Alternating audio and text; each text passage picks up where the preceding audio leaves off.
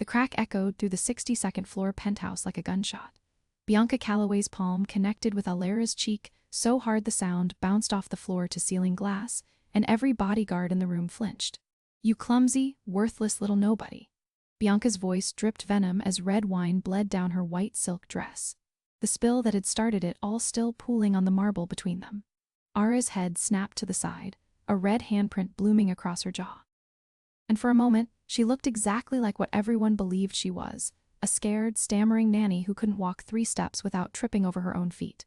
But when Bianca raised her hand for a second strike, something changed. All's fingers shot up and locked around Bianca's wrist mid-swing, freezing it in the air like she'd caught a fly. No tremble, no hesitation, just iron wrapped in skin. The hunched shoulders straightened. The nervous fidgeting vanished. The wide, frightened eyes narrowed into something cold, something trained, something that hadn't existed in this penthouse until right now. The thick black belt cinched around her gray uniform wasn't decoration. It never had been. Every guard in the room took an involuntary step back as if the air around her had turned electric. Bianca's mouth opened, but nothing came out. From the hallway, Ree Calloway stepped into the light, the most dangerous man on the eastern seaboard. And for the first time in his 36 years, he didn't understand what he was looking at. The woman he'd mocked for 8 months, the one he'd called too stupid to be a spy, stood in the middle of his living room, holding his sister's wrist like it was made of paper. And the look in her eyes said she could break every person in this room before anyone reached for a gun. Alla's voice came out low, steady, stripped of every stutter he'd ever heard. "We don't do that here, Miss Calloway." Before anyone could speak, the private elevator chimed 3 times in rapid succession. The doors slid open. 6 masked men in black tactical gear stormed out, weapons raised. A serpent tattoo coiling up the leader's neck. The Serpent Syndicate had come for his children, frozen near the sofa in the center of the chaos. 7-year-old twins Asher and Marin watched in terror, unaware that their lives now hung on the next 5 seconds. Ara released Bianca's wrist, turned toward the armed men, and stepped forward, placing herself between the bullets and the children's bedroom door. No fear, no hesitation, just the lethal precision of a woman who'd spent her entire life making sure no child would ever die on her watch again. 8 months earlier, she'd walked into this penthouse pretending to be the dumbest person in the building. Tonight, the mask was off. If you've made it this far, you already know this story's got its hooks in you. Hit that like button, share it with someone who needs a good story tonight, and subscribe so you don't miss what comes next. Now, let's rewind 8 months to a windowless room in Connecticut, where an old man slid a photograph of 2 7-year-old twins across a table and asked a broken woman to do the one thing she'd sworn she'd never fail at again. The room smelled of old oak and cold metal. Aller sat at the head of the long table, both hands resting flat against the scarred wood, the only light a cone spilling down from the desk lamp above her head. Everything else was swallowed by darkness. The projector hummed softly as the faces of 2 children appeared on the wall across from her. 7 years old, black hair, solemn eyes far older than children that age had any right to have. The boy, Asher, stood with his back straight, as if someone had taught him that weakness was a luxury never meant for him. The girl, Marin, was grinning wide, missing 1 front tooth, one tiny hand lifted as if she were waving to someone behind the lens. All stared at that smile and felt something inside her chest tight. The man sitting on the other side of the table began to speak. His voice was deep and smooth, but along its edges were the fractures of age and a long weariness. "Asher and Marin Calloway," he said, the only son and daughter of Ree Calloway, the targets of at least 2 rival criminal organizations since their mother was killed. All studied the photograph. Someone had dressed Asher in a uniform but forgotten to straighten his collar. Marin was the opposite. Her dress wrinkled, her knees dirty, clearly having been pulled into the picture right after play. The 2 children were completely different, yet they shared the same thing in their eyes. The weariness of children who had already learned that every adult around them wanted something from them. "How high is the threat level?" she asked. "The highest," Hugh Calloway answered. His face stayed hidden in shadow, but Ara had already read his file. The retired patriarch, the old king who had stepped aside and handed the throne to a son he no longer respected. The projector shifted to the next photograph. A young woman, dark brown hair, a gentle smile, bright eyes. "Lydia," Hugh said, and for the first time his voice trembled.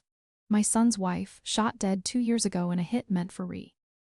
The bullet wasn't meant for her, but she was the one who fell. He paused for a beat. Since then, my son has believed cameras, guns, and money can keep everything safe. He hires guards, installs surveillance systems, builds a fortress on the 62nd floor. But what he doesn't have is the humility to understand that the men who fear him will sell him out the moment someone offers a higher price. "You're certain your son doesn't know you hired me?" Alla asked.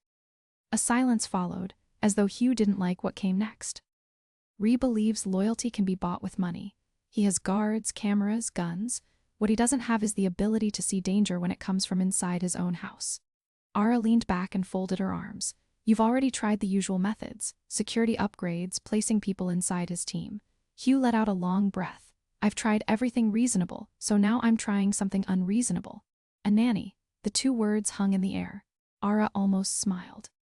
"You want me inside the house, beside the children, closer than their own father, pretending to be foolish, so everyone lowers their guard." Hugh nodded slowly, then asked in a quieter voice, "What past do you have?" Ara was silent for a moment. "Orphan foster system from the age of 4. 7 families in 9 years, and not one of them kept her long enough to be called home. Enlisted at 18. Military intelligence, 2 deployments, then out again and taking off the books contracts. No family, no fixed address, no one waiting for her to come back." She recited it in the same flat voice someone might use to read a grocery list.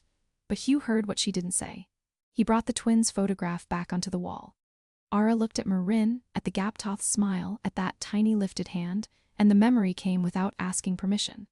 Another little girl, younger, with tangled blonde hair, curled up on the floor of a foster house in the dark. All at 13, holding her foster sister, trying to shield her with her own thin body, but not strong enough, not fast enough, not enough in any way. The little girl didn't survive and had carried that night in every footstep ever since. She swallowed and asked, "What's the end condition?" Hugh answered, 12 months. "I need time to finish a peace arrangement with the rival families. I don't care whether my son is still in power by then, in prison, or 6 feet under. The children must still be alive." All weighed the risks, the blind corners, the price of 12 months in hostile territory under the roof of a man who would despise her on sight. "I need full authority in the field," she said. "If I have to choose between his pride and the children's safety, I won't hesitate." "He will," Hugh replied. "That's why I'm paying you." He pushed a file across the table. Inside were the false papers, the nanny agency records, the fabricated background that turned her into a Lara Voss, an unremarkable mid-tier child care provider with an unimpressive work history. There were also uniform photographs, gray, neat, plain enough to disappear into the background. "One more thing," Hugh said. "If my son suspects you're not ordinary, he won't send you away politely. He'll bury you, literally." "Then I'll make sure he doesn't suspect," she said. Hugh stood, his chair creaking against the floor. "Not that he won't suspect, that he'll look at you and see exactly what he wants to see. Someone small, harmless, not worth thinking about. Prove him wrong, just don't prove it too soon." Ara closed the file. By the walls, if the room had any windows at all, dawn must have been close. She rose to her feet and looked one last time at the twins' photograph on the wall. Marin was still smiling. Asher was still standing straight. And Alara, for the first time in a very long while, felt something other than emptiness when she looked at a child's face. She nodded to Hugh, then walked out of the room without looking back. The safe apartment in Brooklyn smelled of old paint and leaking pipes. Ara stood in front of the bathroom mirror, a bottle of light brown hair dye resting on the sink. Her hair had been black by nature, cut neatly to her shoulders in the practical style of someone who had never needed anyone to notice her. Now she pulled it back, lightened it, tied it low into a loose knot, not polished like the women Ree Calloway was used to seeing, but tidy in the way of someone accustomed to tying on her own apron strings. Next came posture. She stood in the middle of the living room, barefoot on the cold wooden floor, and deliberately rolled her shoulders forward, letting her spine curve downward. She practiced walking slightly off balance, each step half a beat slower than normal, as if she might stumble at any moment. The transformation went against every instinct she had. "Come on," she muttered, taking a few steps before catching her foot on the edge of an invisible rug. She made sure the stumble looked messy instead of controlled. Then, she lined up a row of cheap plates on the kitchen counter. She carried them one by one across the room, deliberately bumping a chair just enough to let each one fall to the floor. The crash of shattering ceramic rang through the air. The first time her muscles jerked on reflex. The second time less so. By the 10th, she picked up the broken pieces with hands that were completely calm. She had found the exact balance between clumsy and harmless. Never enough to look intentional, always enough to be irritating. At last, she pulled out the uniform, a gray wrap top, matching trousers, simple, practical. At a glance, she looked like a nanny or a live and housekeeper, someone invisible, someone easy to forget. Only the thick black belt fastened around her waist told a different story. She looked at it in the mirror, fingers resting on the knot. Hugh had told her she could leave it off, blend in more deeply, hide more completely, but the black belt kept her grounded. It was the final border between the person she was pretending to be and the person she truly was. He wants someone who looks small, she thought. Fine, I'll let him believe I'm small, but I know exactly what I am. Tied tight inside this cloth, she kept the black belt on. Before walking out the door, she stopped beside the nightstand.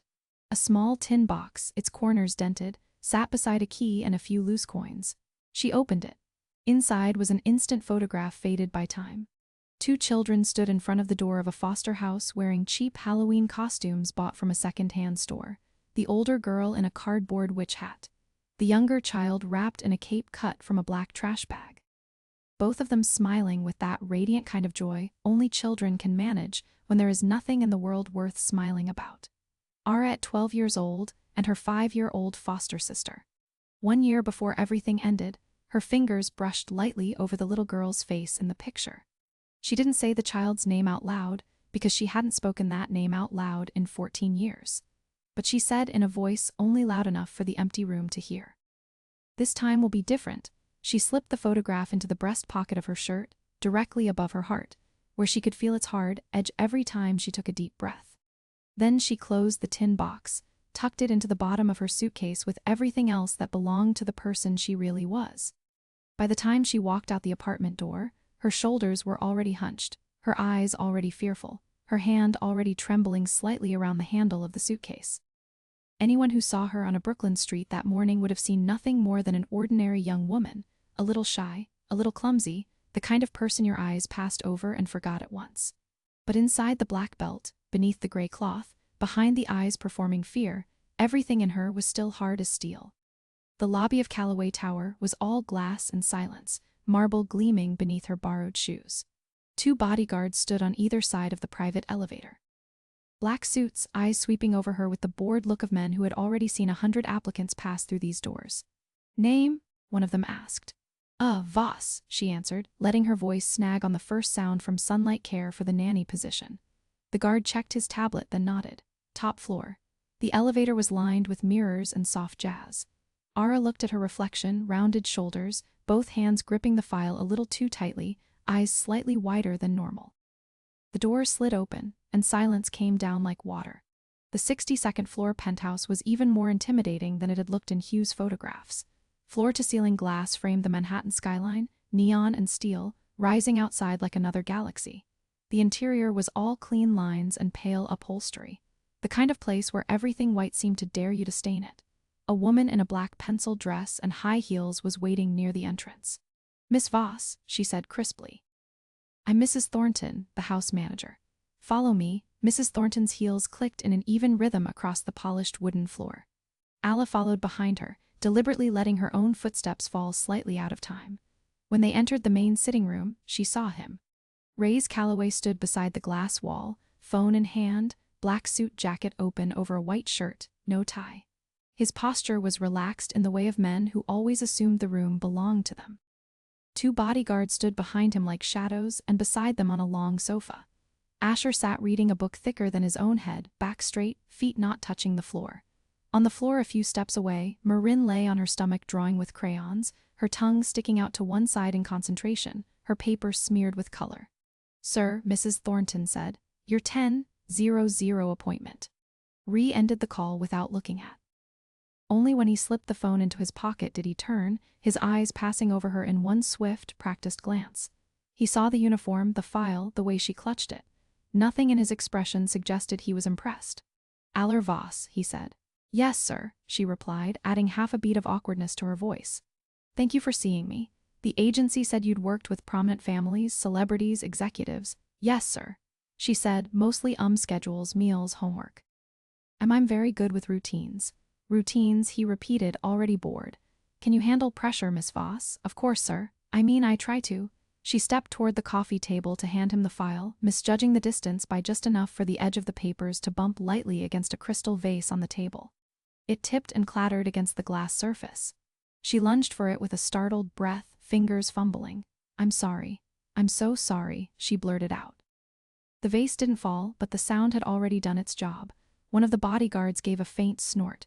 Mrs. Thornton's mouth tightened in disapproval. Ree narrowed his eyes, then glanced at Mrs. Thornton as if confirming something that didn't need to be spoken aloud. You shake, he observed. Yes, sir, she said quickly. It's just that everything is so big and so high up here. He glanced toward the glass wall, then back at her. You're afraid of heights. A little, she said with a strained smile. But I'll get used to it. He took the file from her, barely looking at it. Why did the last family let you go? Ara looked down at her hands and shifted her weight. The mother said I was too strict about screen time. The children didn't like it. I tried to follow her rules, but maybe I was too rigid. Marin's eyes flicked toward her for a moment, then returned to the drawing. Too strict about screen time, Ree repeated. We aren't discussing international diplomacy, Miss Voss. I know, sir, I just want the children to be safe. The sentence landed in the air heavier than it should have. For one beat, no one spoke. Then Ree tossed the file onto the table without sitting down. Can you cook? Yes, sir. Basic meals. Do you speak anything besides English? Basic Spanish, sir. Enough for homework and everyday communication. Criminal record? No, sir. Any political ties or connections to underground organizations? No, sir, she answered, letting the real truth settle over that final answer.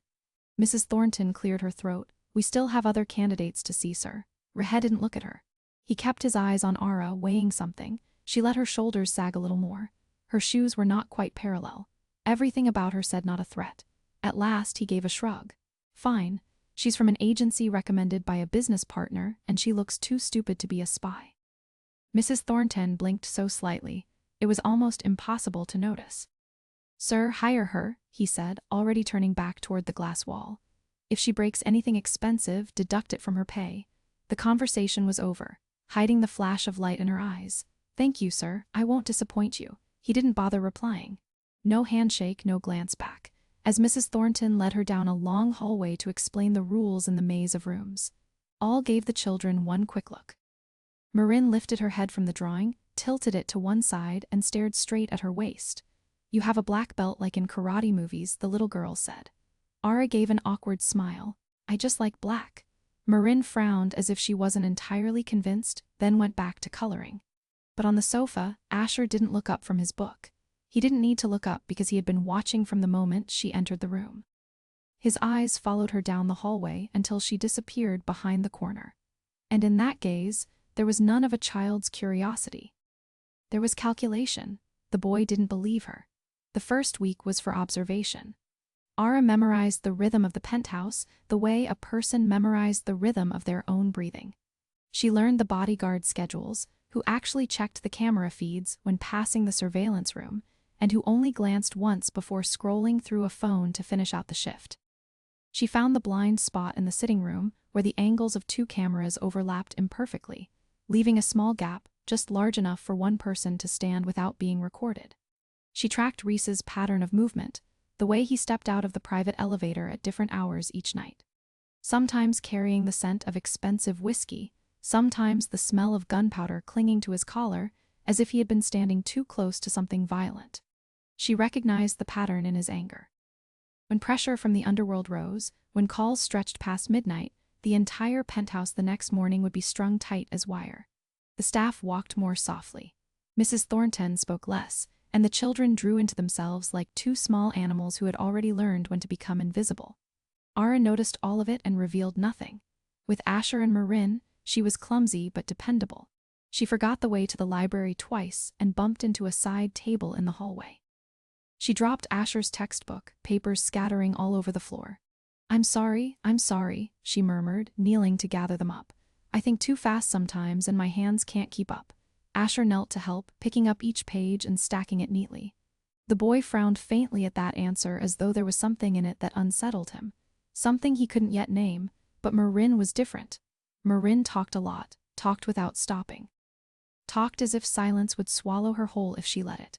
On the evening of the third day, when Alara sat on the edge of Marin's bed, reading before sleep, The little girl suddenly interrupted her in the middle of a sentence. Mommy used to read to me too, Marin said, her voice quieter. Though not sad the way adults were sad the way children were sad. Simple and unfiltered. Mommy read better than you. Not because you read badly, but because Mommy knew when to change her voice for the monster. Ara swallowed hard. She answered softly, I bet your mommy was very good, very good. Marin nodded. Daddy never reads.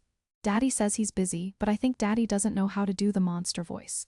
Ara felt something inside her chest crack. Not loudly, just a small fracture she knew would never truly mend. She kept reading, and this time she changed her voice for the monster. Marin laughed out loud, and then drifted to sleep with one tiny hand wrapped around finger. With Asher, the distance was greater. The boy didn't let anyone in easily. He watched her from afar, polite but never warm, answering questions when asked, but never volunteering anything more. She didn't push.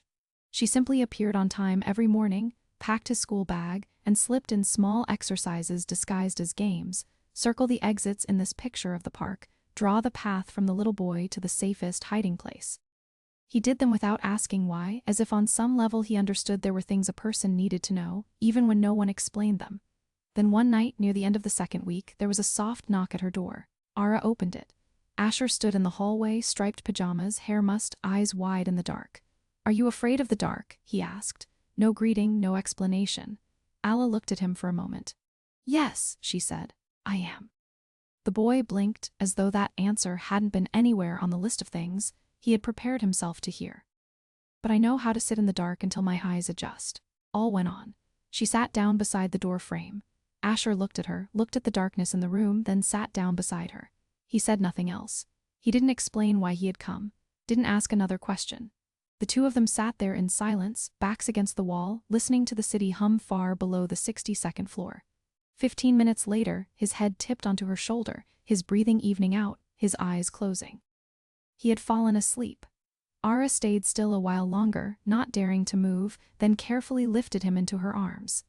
Asher was lighter than she had expected, his shoulder bones sharp beneath the pajama fabric, like wings not yet large enough to carry him. She laid him in bed, pulled the blanket to his chest, adjusted the pillow. In sleep, the boy's face softened, stripped of its constant vigilance.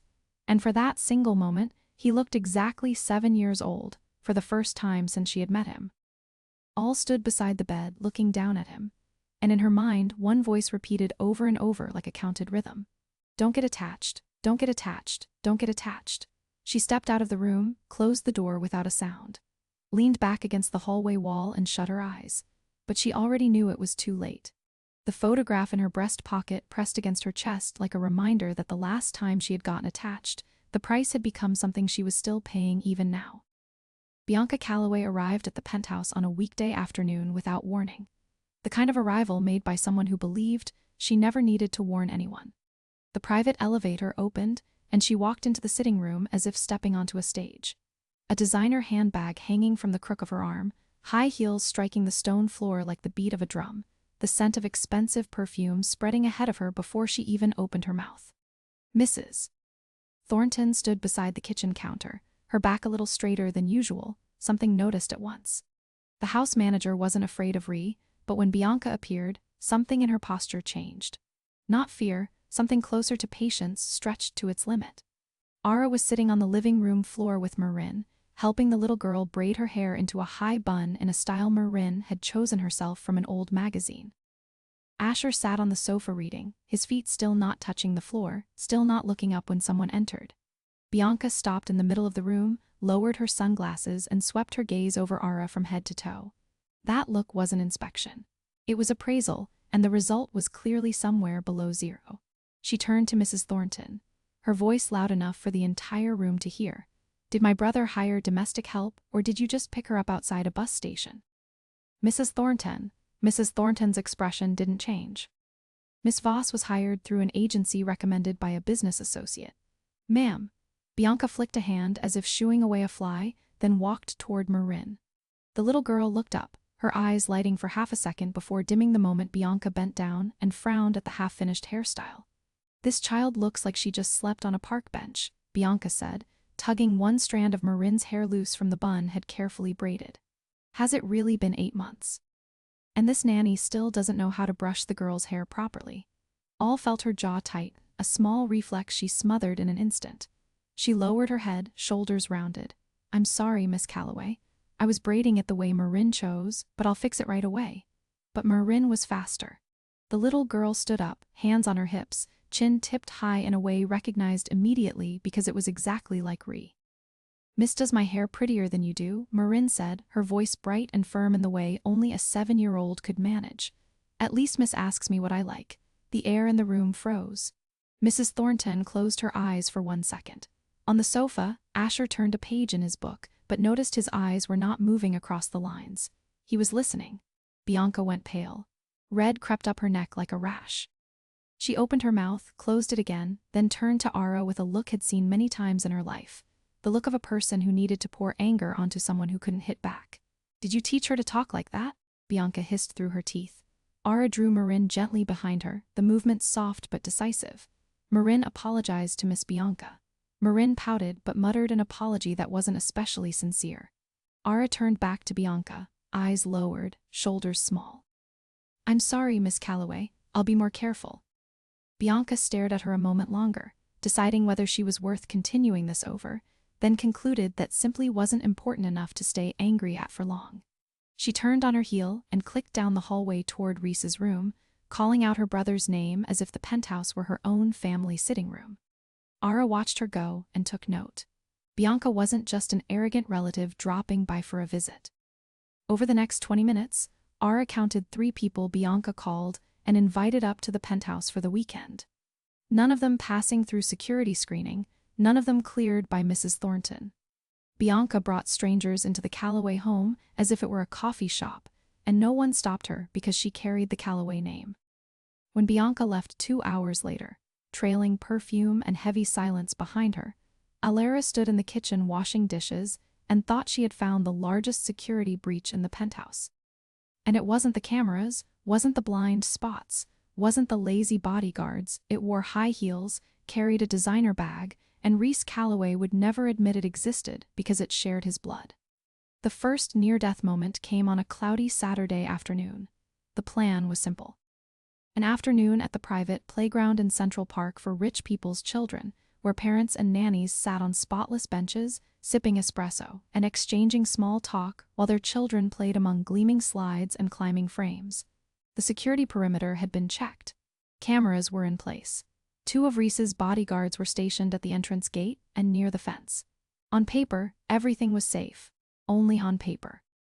All sat on a bench near the jungle gym, a cup of hot coffee in her hand, her eyes never stopping their sweep. Marin was on the swings, her little legs pumping the air, her laughter ringing in the wind.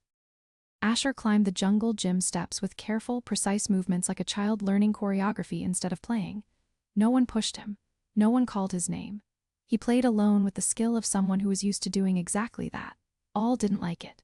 Then her eyes caught him. A man about 35, a baseball cap pulled low, a gray hoodie that didn't fit at all with the surrounding parents in cashmere coats and leather shoes. He stood near the gate, just a little too still. His eyes didn't drift across the playground with the warm, absent-mindedness of a parent. They marked points, entrances, exits, the path from the jungle gym to the parking lot, the distance from the swings to the north fence. All took a slow sip of coffee and adjusted her angle on the bench to get a clearer view. One of Reese's 2 bodyguards stood about 10 meters away, chatting with a mother carrying a designer bag, his shoulders loose, his mouth smiling. The other bodyguard was scrolling through his phone by the gate. Neither of them saw the man in the cap. He moved, perfect timing. Right as 2 other small children collided near the swings and a cry went up, drawing the attention of the chatting bodyguard toward the noise, the man slipped between 2 benches, smooth and unhurried, heading straight for the bottom of the jungle gym stairs where Asher was climbing down. All rose so quickly her ankle scraped the edge of the bench. The sound made a few people turn. She let her ankle twist in the grass and staggered. "Oh," she cried out. The coffee flew from her hand, tracing an arc through the air. The lid popped free midway, spraying a wave of scalding liquid straight at the man in the cap. He saw it too late. Coffee splashed across his chest and face. He jerked backward, one hand covering his eyes, a curse hissing through his teeth. "I'm sorry," gasped, rushing toward him, both hands flailing as if panic had swallowed the rest of her mind.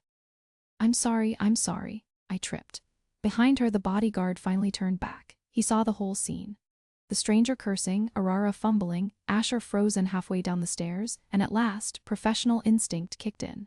His hand slid inside his suit jacket, where the holster sat hidden beneath the fabric. The man in the cap recovered faster than any normal person would have recovered. His eyes flicked from Ara to Asher, cold calculations moving behind his pupils. For one heartbeat, he considered whether to keep going. Then he saw the bodyguard's hand and the flash of leather. He turned away with a muffled curse and strode toward the gate, steam still rising from his shirt. "Watch it next time," he shouted over his shoulder. "I'm sorry," Ara repeated, bowing her head slightly. The bodyguard stepped between Asher and the retreating stranger, guiding the boy down from the stairs. "Who was that?" he asked. "Just someone I burned with coffee," Ara said quietly. "I'm such a disaster." The bodyguard's eyes stayed fixed on the man in the cap until he disappeared into the parking lot, his jaw tight. "Back to the car," he said into his shoulder. "Mike, right now?" As the convoy pulled away, caught one last glimpse of the stranger.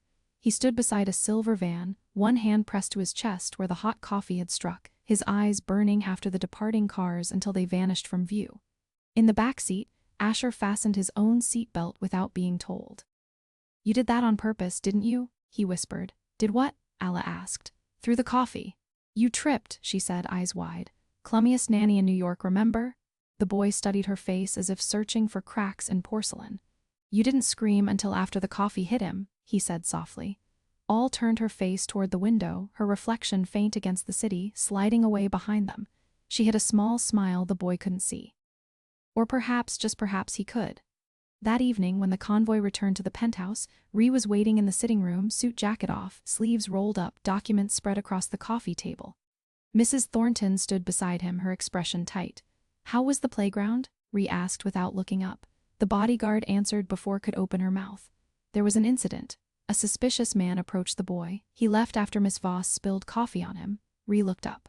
"Spilled coffee." All winced. "I tripped. Sir, I'm very sorry." "Of course you tripped," he said flatly. "You nearly got sued for burning a stranger in the park because you don't know how to walk in a straight line.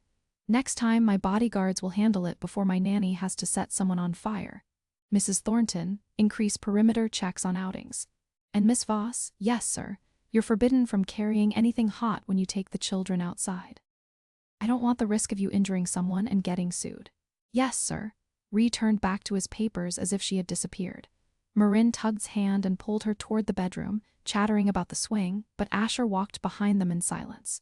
The boy's eyes never leaving back. And in that gaze, there was something new. Not suspicion anymore, something closer to the curiosity of a child. Beginning to understand that adults sometimes lied for good reasons. 2 weeks after the Central Park incident, a new face appeared on the penthouse security team.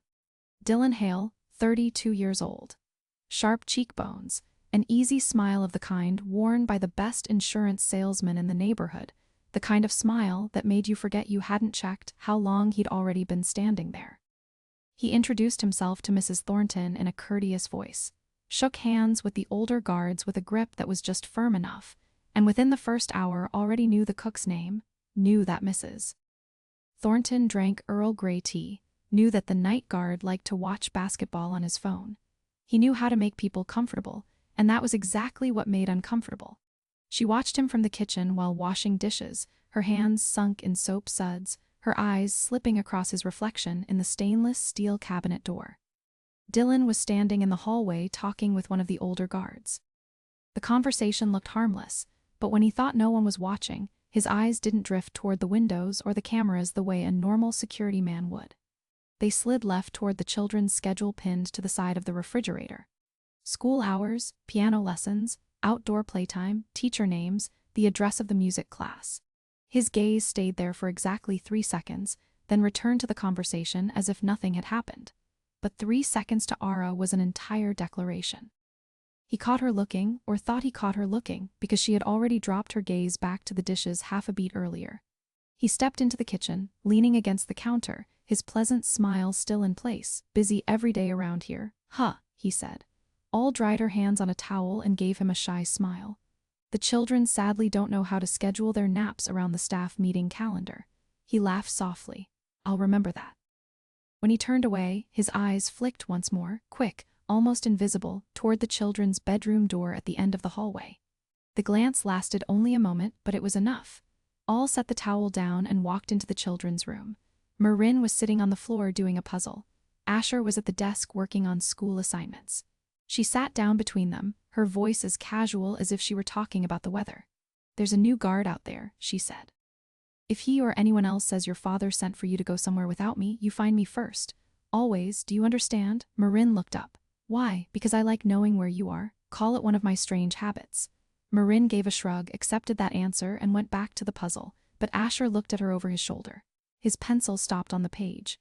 "Do you think he's bad?" he asked in a low voice. "I think being careful is never wrong," Ara answered. The boy looked at her for one more beat, then nodded. "Okay." That night, when the penthouse had gone to sleep, and only the soft hum of the heating system moved through the vents, went into motion, barefoot on the wood floor, each step soundless.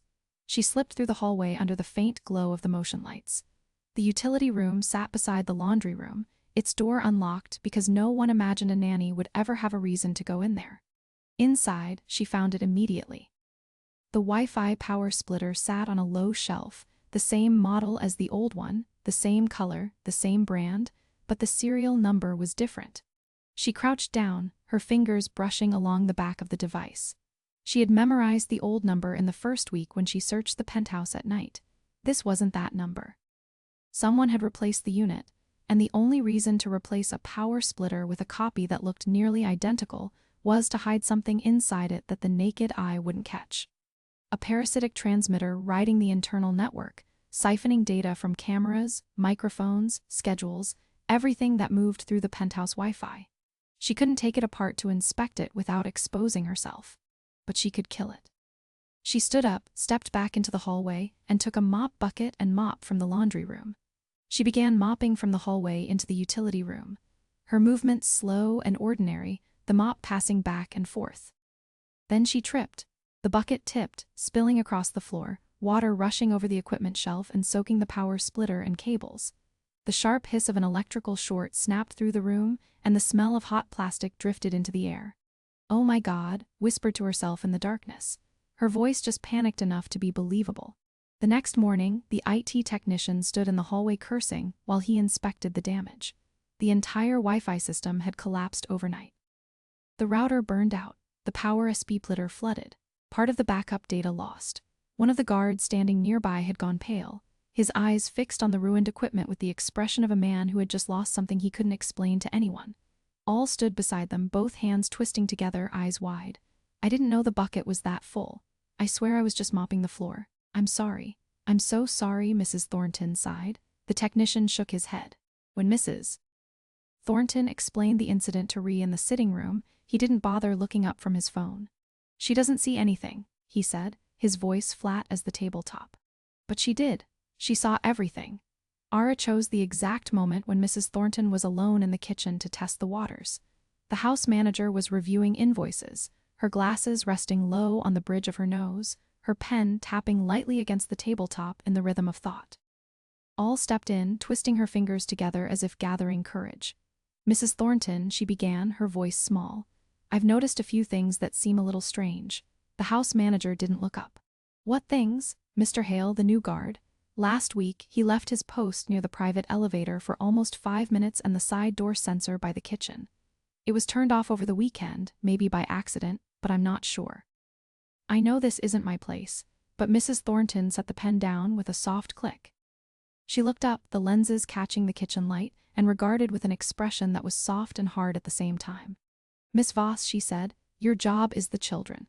Let security handle security, I understand. I'm only worried about Asher and Marin." Mrs. Thornton's gaze softened by a degree. "Everyone worries about them, but if you start questioning the guards, they'll resent you, and that isn't safe for you or for the children.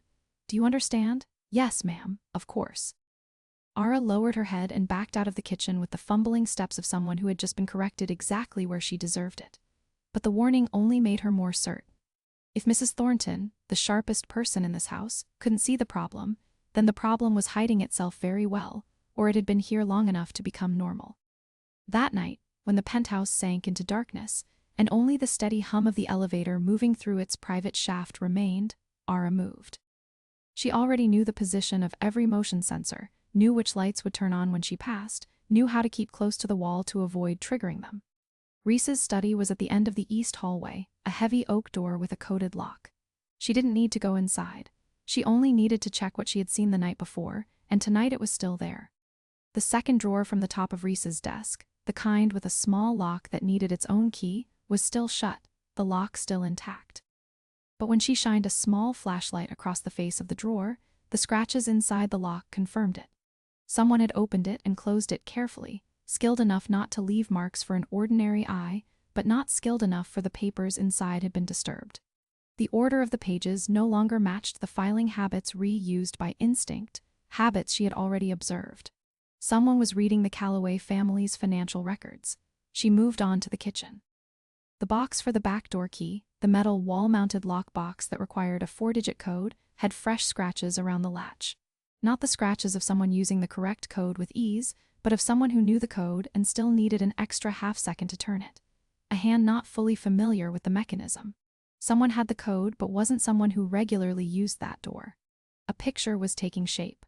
A new face on the security team. A device that had been swapped out. The children's schedule being watched, documents being read, the back door being tested, the snake didn't need to break through the gate. It already had the key. The problem was that Ara couldn't confront anyone directly without exposing herself. If she pointed at Dylan Hale, she would have to explain how she knew. And that explanation would bury her faster than any bullet. Because Reese Calloway didn't forgive anyone for hiding secrets inside his house, not even secrets hired to protect his children. So she did what she had always done. Adjusted, compensated, and played stupid. She checked the children's bedroom locks every night, memorized every smallest change in the penthouse, and kept dropping things at strategic moments. The next morning, she walked Asher and Marin to school. On the sidewalk outside the school, when Marin ran through the gate with a bye-bye art enough for the whole corner to hear, Ara kept Asher back for 1 extra second. If I tell you to turn left instead of going straight, you do it without asking. Understand? Why? The boy asked, but not in a protesting voice.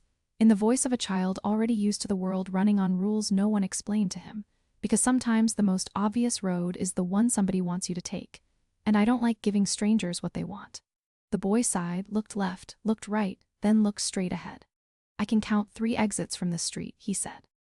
The school gate, the alley between the 2 buildings across the street, and the subway station on the corner. All looked at the 7-year-old boy standing on a Manhattan sidewalk, listing escape routes the way other children recited a menu, and she didn't know whether to feel proud or heartbroken. Maybe both. Good, she said.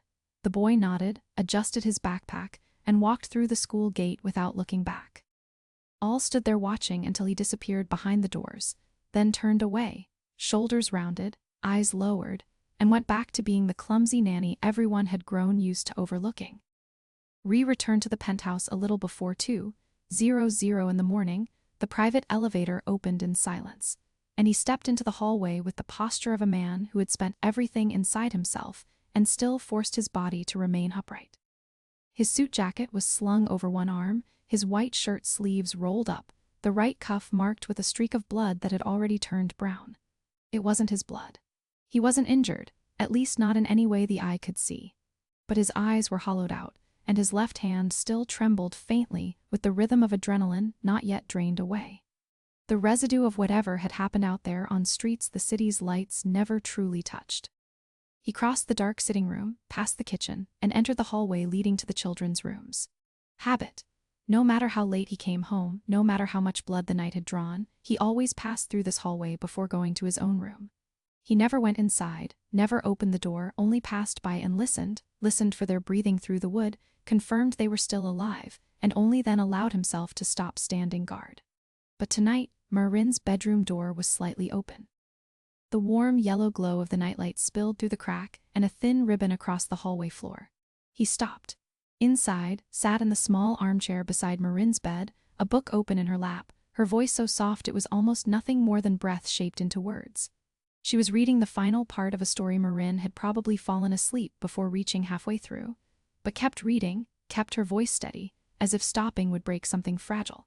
Marin was curled beneath the blanket. Her face turned into Alara's arm, one tiny hand wrapped around her wrist in sleep. The kind of grip a child used when she was afraid that if she let go, the grown-up would disappear. And on the floor, on the rug beside the bed, Asher was sleeping in a curled shape, knees drawn to his chest, breathing even. The boy wasn't there because anyone had told him to be. He had carried his pillow in from his own room, laid it on the rug, and stretched out there without saying a word. As if he wanted to be close but would rather die than admit it aloud. Rhys stood just beyond the doorway. His hand, still trembling slightly, closed around the wooden frame. The dried blood on his shirt cuff cracked when his fingers tightened. He looked into the room and saw something that no security system, no camera, no bodyguard, no amount of money he had poured into this tower had ever been able to create. Peace, not safety. Peace. The two things were different. And he had never understood that until tonight when he stood in the hallway with someone else's blood on his sleeve and watched a clumsy nanny reading to his daughter while his son slept on the floor simply because he wanted to be near her. Something shifted in his chest, small, almost imperceptible, like a door he hadn't known was sealed suddenly opening by the width of a crack. It wasn't affection. It wasn't trust. It was closer to gratitude, but he didn't know how to name it because that wasn't a language he was used to speaking. He stood there for a few more seconds, then walked away. He said nothing. He didn't knock. He didn't let know he had been there. His footsteps in the hallway were lighter leaving than they had been when he arrived, as if he were trying not to break whatever it was he had just seen. The next morning, when opened her bedroom door at 6, a cup of hot coffee sat on the floor right at the threshold. No message, no note, just the coffee, black, exactly the way she drank it, something she didn't remember telling anyone.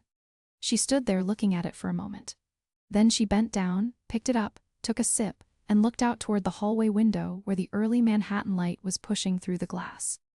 She didn't smile, but she allowed herself to feel warmer for 1 second before forcing herself back into the reality that the man who had left the coffee outside her door was the same man who would bury her if he ever learned who she really was. The first sign was the silence. Not the comfortable kind of silence that belonged to a sleeping house, but the kind stretched tight as piano wire wound too far. The kind that made the penthouse itself seem to be holding its breath. The guard spoke less. Mrs. Thornton walked faster. Even the elevator chime sounded sharper than usual. Ara felt the change in the way people's eyes followed her down the hallway. It began with a watch, not an ordinary watch.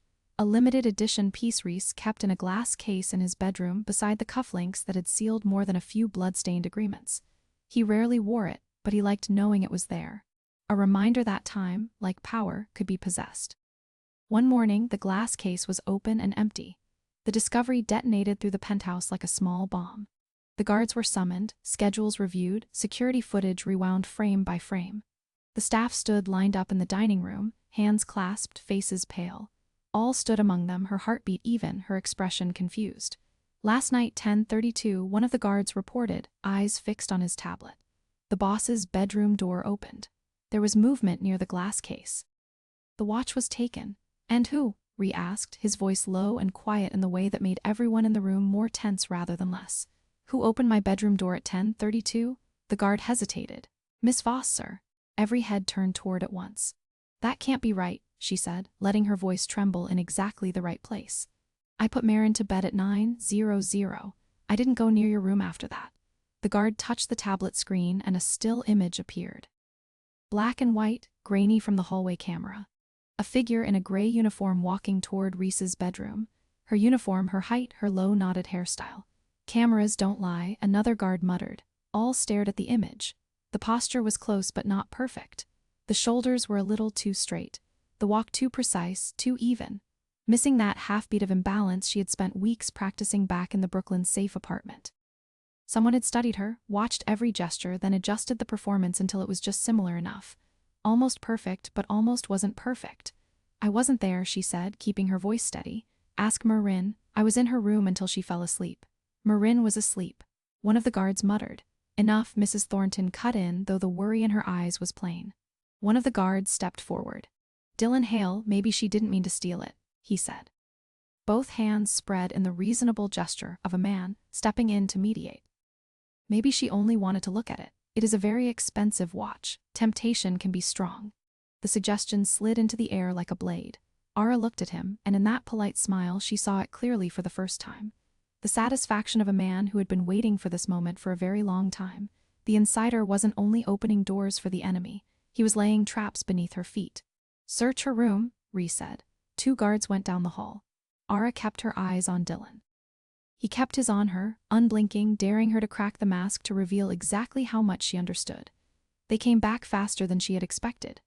A black velvet box in one hand, found in her drawer. "Sir." He flipped the box open. The watch lay inside, catching the ceiling lights, glittering as if it were proud of the destruction it was causing. "I didn't put it there," Ara said, her voice lower now, speaking more to herself than to anyone else. Planting evidence was the oldest trick in the manual, and she was furious with herself for not catching Dylan sooner. Reese stepped closer, looked at the watch, then at her, his jaw tightened. "You're actually stupider than I thought," he said softly. "If you'd sold it, at least there would have been logic. Keeping it inside my own house, that isn't greed. That's insult. I didn't steal it. Someone is setting me up." "Of course someone is," he said. "And I suppose that same mysterious person is also responsible for all your convenient accidents over the past few months." Her mind spun. If she pushed too hard, she would look desperate. If she stayed quiet, she would be crushed. Either way, the insider got what he wanted. The removal of the only person truly protecting the children. "Check the footage again," she said, forcing her shoulders to stay slumped instead of straightening. "Zoom in on the walk." "It's close, but it isn't me," asked Marin. "She knows how I walk. We're done. Recut in, Mrs. Thornton, prepare the termination paperwork, effective immediately from the doorway." A small voice cut through the silence. "She didn't steal it." Asher stood there, his hands clenched into fists at his sides, his face pale but his voice steady. "She doesn't even want your things." Behind him, Marin appeared, eyes red, little hand running forward to grab Aller's hand and refused to let go. Something at the corner of Reese's mouth twitched, but the moment vanished faster than it came. "Go to your rooms," he told the children. "This doesn't concern you. It does if you're sending away the only person who actually pays attention." Asher answered. The dining room froze. Mrs. Thornton closed her eyes. Dylan hid a smile. Ree looked at his son with an expression couldn't read. Maybe anger, maybe something more painful than anger, then turned back. "Hale, escort Miss Voss to her room. Make sure she finishes packing." Dylan stepped forward, just a little too eager. "Yes, sir." Alla's instinct screamed. They didn't want her to leave. They wanted her isolated. There was a difference. But she lowered her head, let her shoulders sag, let her eyes fall to the floor. "I'll pack," she said softly. "I won't cause any trouble." As she turned away, Marin's fingers were gently peeled from her hand by Mrs. Thornton. And the little girl's quiet sob followed her all the way down the hallway like a thread she didn't dare turn back to catch. Dylan walked half a step behind her down the hallway, close enough for her to feel his breath against the back of her neck. The penthouse was so quiet that their footsteps on the wooden floor sounded like a countdown as they passed the surveillance room where the camera monitors glowed pale blue in the dark. Dylan spoke, his voice low, just enough for the two of them to hear. "You ran a good game," didn't turn her head. "Most people only last 3 months," he went on, his tone gentle, as if he were complimenting a colleague after a presentation. "You made it 8. Impressive." All kept her shoulders rounded, her steps dragging, her eyes on the floor. Inside, every muscle in her body had tightened like a compressed spring. "Don't worry about the children," he said, and his voice shifted into something softer, almost kind, the kind of kindness that came from someone taking pleasure in his own cruelty. "There'll be a new arrangement, more professional, more professional." The phrase rolled through R's mind, and all its literal meanings dissolved, leaving only the real one behind. In Reese Calloway's world, in the world of the Serpent Syndicate, in the world of the people pulling Dylan Hale's strings, professional didn't mean a better nanny, a more experienced teacher, or a stronger care system. It meant clean, fast, no traces left behind. It meant 2 7-year-old children would disappear from this penthouse in the middle of the night, and Reese Calloway would receive a phone call with a list of demands as long as an arm, or he would receive silence, and silence would be the worst answer. They stopped outside her door. Dylan leaned against the frame, arms folded, his smile still hanging on his lips like a neon sign no one had bothered to switch off. "You have 1 hour," he said. 2 guards will come take you down to the lobby. Leave your key at reception." She put her hand on the doorknob.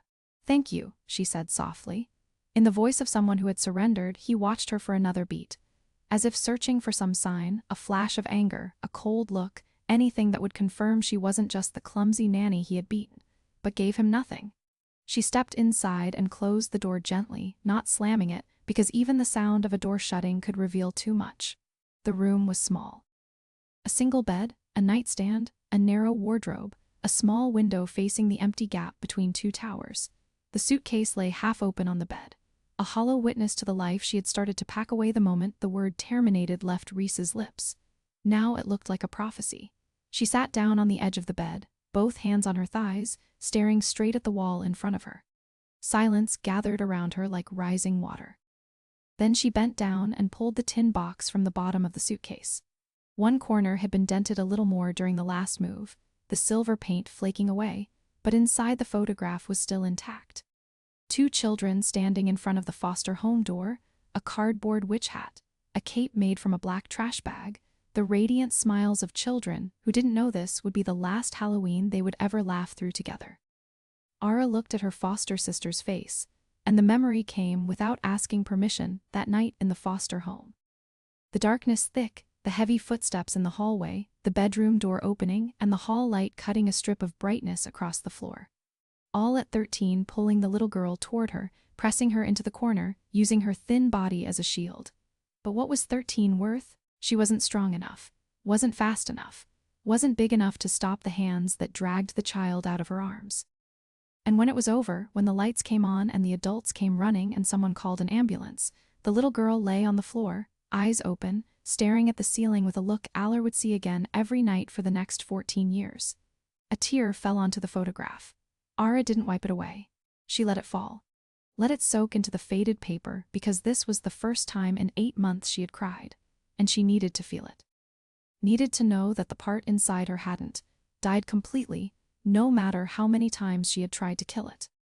She cried without sound, shoulders shaking but making no noise. The kind of crying learned by someone who had known since childhood that tears only brought more trouble. Then she stopped, not because she had run out of tears, but because in her mind, her foster sister's face overlapped with Marin's and Asher's, 3 children looking at her with the same unspoken question.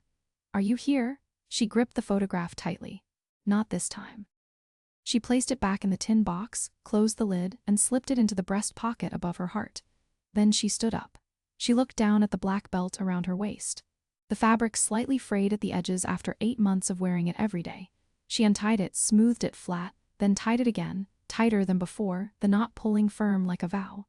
The old plan was dead. She couldn't play stupid and stumble her way out of this situation.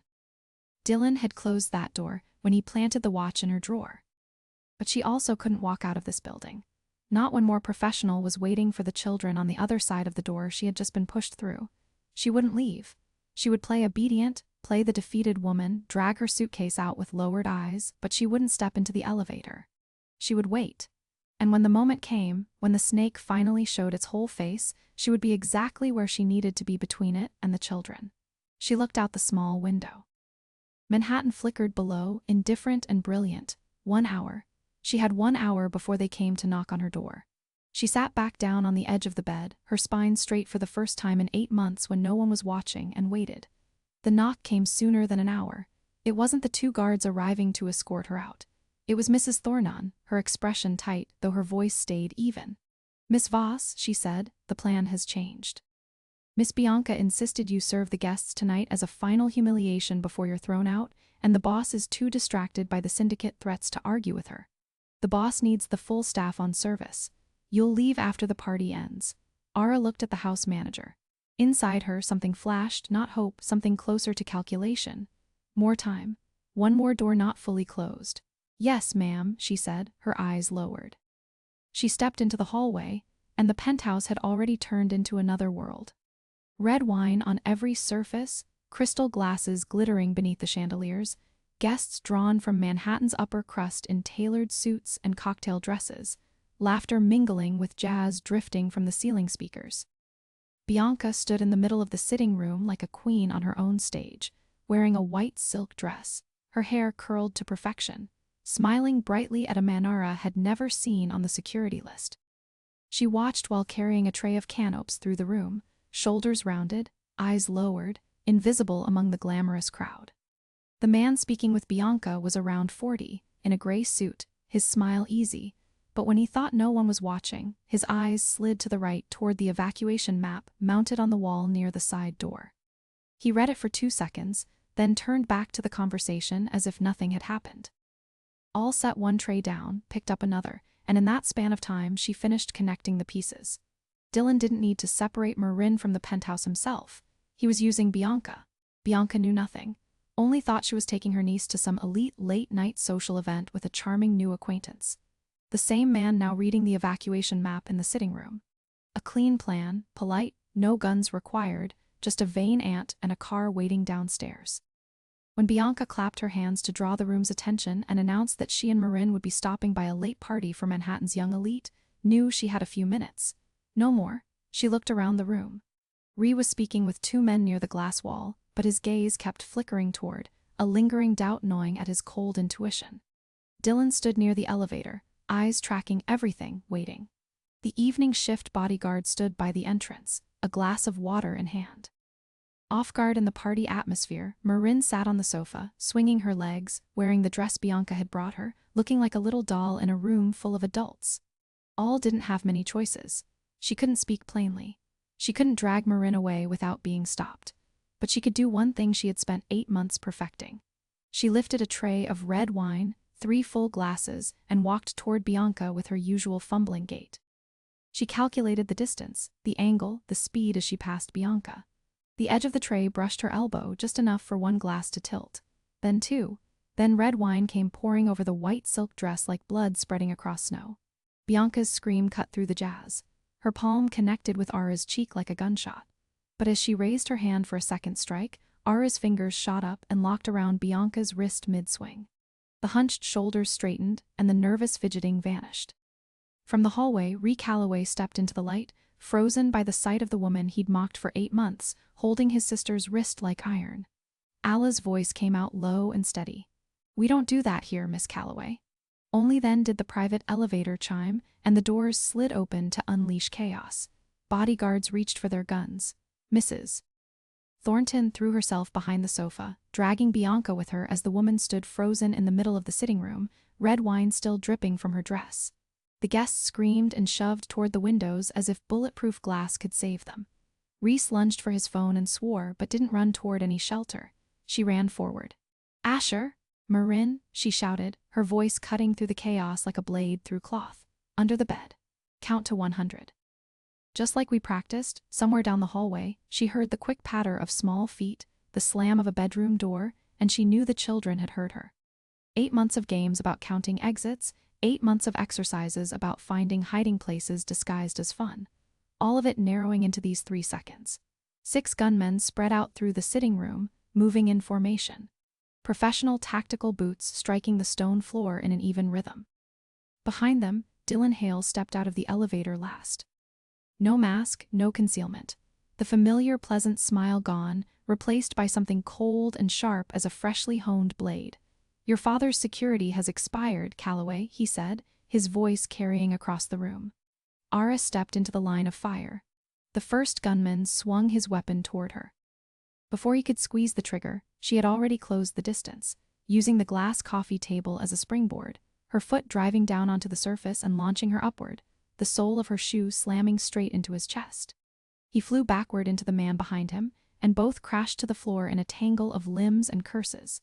The sitting room exploded into a battlefield. Glass shattered, furniture splintered, the carefully measured elegance of the penthouse tore apart under the weight of violence. Ara moved through the chaos as if she had been born inside it. One man came at her with a knife. She caught his wrist and twisted hard until bone cracked. The blade fell to the floor. She kicked it under the sofa without even looking. The third attacker rushed her with a military-grade tactical baton, the kind heavy enough to break ribs. She ducked beneath his arm as the baton swept through the space where her head had been, seized the front of his shirt, and used the force of his own charge to hurl him straight through the glass coffee table. It shattered into a million pieces, and he lay in the wreckage without moving. Behind her, one of Reese's bodyguards opened fire and took down an attacker. The other bodyguard was hit in the leg, his knee buckling as his gun slipped from his hand. Ara scooped it up in one smooth motion, turning just as a serpent gunman raised his weapon. She didn't shoot to kill. She shot his hand. The gun flew from fingers that had been torn apart, and he screamed, clutching the blood pouring down his wrist. The smell of gunpowder and iron mingled in the air with the sound of broken glass still settling into new shapes. Across the battlefield, Dylan moved with eerie calm, weaving through the wreckage like a man strolling through a park on a Sunday morning, gun in hand, heading straight for the hallway leading to the children's rooms. He stopped beside the sofa where Reese was taking cover and pointed the gun down. "You should have let us take the children quietly," he said over the noise. "Now it's going to be messier." Ara stepped between them, gun lifted at chest height, barrel aimed straight at Dylan's heart. "Funny," she said, her voice level and cold, not a trace of the stammer he had once heard from her. "I was just about to say the same thing." Dylan laughed. "You're good, I'll give you that. Better than the usual muscle. But you're losing on numbers." She tilted her head. "Are you sure?" The remaining serpent men were trying to regroup. 2 were already down. 1 was slumped against a column, clutching a shoulder that was pouring blood. Reese's bodyguards, now fully awake to the truth of the fight, were moving in coordination, covering the angles left open, trusting her to hold the rest. The